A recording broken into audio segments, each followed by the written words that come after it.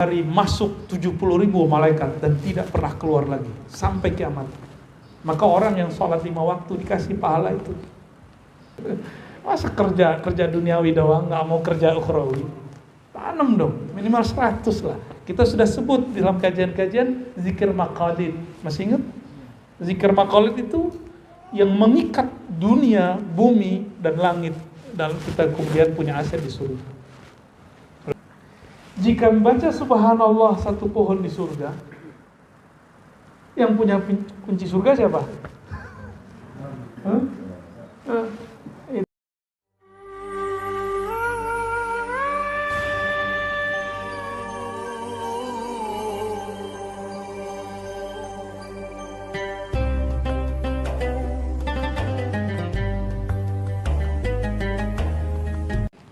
Aras kan tempatnya Nabi Muhammad bermunajat kepada Allah. Bukan tempat Nabi kemudian mandang Allah. Gak perlu, Nabi mau mandang Allah kapan aja, di mana aja bisa. Kita ulangi ya. Ketika antum sholat di sini, lain gak pahalanya sholat di Mekah, di Ka'bah? Ayo, berapa bedanya? 100.000. Di Ka'bah bumi loh. Kalau antum sholat di Ka'bah langit loh. Setiap hari masuk 70.000 malaikat dan tidak pernah keluar lagi sampai kiamat. Maka orang yang sholat 5 waktu dikasih pahala itu. Pahala tawafnya malaikat ya, pahala tawafnya malaikat. Boleh juga tuh disebut Ka'bah Baidah wal Baitul Ma'mur. Demi bait wal Baitul Ma'mur, demi bait yang ma'mur. Ma'mur itu ramai, yang diramaikan para malaikat. Ternyata ini hanya malaikat di situ. Nabi Ibrahim nongkrong di situ. Nabi Ibrahim nyandar di situ. Ketemu Nabi Muhammad. Apa kata Nabi Ibrahim? Wahai Ananda Muhammad. Secara zahir kan Ananda. Ya, Nabiullah, Nabi Saleh. Sampaikan salam kepada umat. Salam dariku. Tuh, antum mendapat salam loh dari Nabi Ibrahim. Ya. Sorga itu subur, tapi tanamannya belum ada. Tanamlah surga itu dengan bacaan subhanallah, alhamdulillah, la ilaha illallah, Allahu akbar. Udah nanam belum hari ini? Masa kerja duniawi doang, nggak mau kerja ukhrawi? Tanam dong, minimal 100 lah. Kita sudah sebut dalam kajian-kajian zikir maqalid. Masih ingat?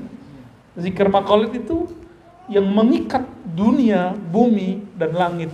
Dan kita kemudian punya aset di surga. Kalau hitung-hitungan. Dan satu subhanallah, ada satu pohon besar di surga. Ya. Kata Nabi, tuba liman ra'ani, beruntung yang melihat aku. Lalu sahabat tanya, apa itu tuba wahai Rasulullah? Nabi menjawab, tuba itu syajaratun fil jannah, pohon di surga, masiratu mi'at am. Kalau orang jalan di bawah pohon itu 100 tahun baru selesai. Jadi satu pohon antum melewati 100 tahun. Ajib nggak tuh? Wah, dan itu nikmat, buah-buahnya, rindangnya. Angin surga itu jika dia bertiup sampai di pohon, dia mengeluarkan suara musik yang lebih indah dari semua musik antum dengarkan hari ini. Jadi kalau angin indahnya bukan main. Tapi apa yang didendangkan? Yang didendangkan sallallahu alaihi Muhammad. Jadi semua bahasa surga isinya salawat kepada Nabi Muhammad jika diterjemahkan sallallahu alaihi Muhammad. Jika membaca subhanallah satu pohon di surga, yang punya kunci surga siapa? Itu urat-urat tangannya Nabi Muhammad yang buka surga. Ya? Kira-kira gimana?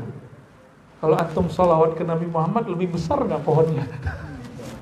Sama yang punya surga ya. Jadi inti, kalau yang megang kunci yang punya bukan? Yang megang kunci, Allah berkalam, wahai surgaku, biki arhamu ibadi, denganmu, melaluimu, aku menyayangi, merahmati hambaku. Lalu Allah berkalam ke Nabi Muhammad, wa ma arsalnaka illa rahmatan lil alamin.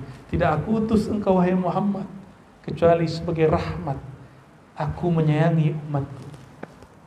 Nyambung enggak? Surga sama Nabi Muhammad. Maka siapapun yang bersolawat sekarang di bumi, dia sudah masuk ke taman-taman surga. Taman surga itu ada ketenangan di situ, tenang, damai. Yang nggak selawat, gelisah. Itu kalau ada taman surga, ada taman neraka nggak? Apa dong? Padang tandus neraka, itu dia. Untuk gelisah. Itu orang yang paling gelisah, orang yang jauh daripada zat yang disebut nuzul sakinah, turun sakinah kepadanya. Itu baginda Nabi Muhammad SAW.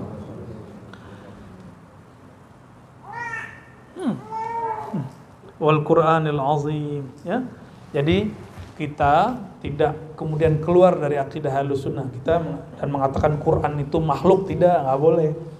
Al-Quran kalamullah ghairu makhluk. Quran kalamullah bukan makhluk.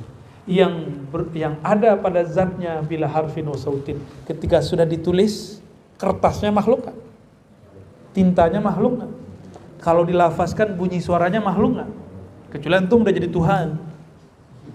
Memang ada makhluk jadi Tuhan. Ya, disinilah kekeliruan dua aliran.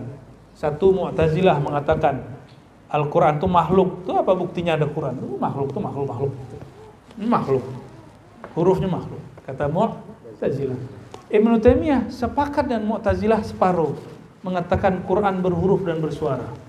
Tapi dia mengatakan enggak, huruf suaranya enggak makhluk. Nah, tuh. Gawat enggak?